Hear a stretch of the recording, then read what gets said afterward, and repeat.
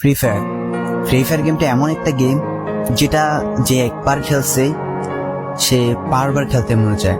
প্রথম পারবে না, চেষ্টা করতে করতে যখন পেরে যায় তখন আর ছাড়ে না। আর এই গেমটা যারা একবার খেলছে, যার মনে একবার জায়গা করে নিয়েছে, সে কখনোই গেমটা বলতে পারবে না। সে যদি একদিন 2 দিন 7 দিনও না খেলে, সে 7 দিন পর আবার ঠিকই এই গেমটার ভিতরে ঢুকবে। কারণ এই গেমটা কখনো কাউকে কষ্ট দেয় না। এই গেমটা সবসময় সবাইকে আনন্দ রাখে।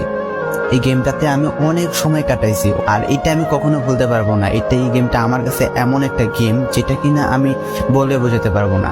অ্যান্ড এই গেমটা শুধু আমার কাছে না, আমি মনে করি যে প্রত্যেকটা ফ্রি ফায়ার প্লেয়ারের কাছে অনেকটা ইমোশনাল টাইপের একটা গেম হয়ে গেছে। কারণ এই গেমটাতে বর্তমানে যে অবস্থা হচ্ছে, যে গেমে এমন আপডেট দিতেছে, আপডেট দেওয়ার কারণে পুরো গেমটাই চেঞ্জ হয়ে যাচ্ছে। আগের ফ্রি ফায়ার আর আগের মতো নেই। তো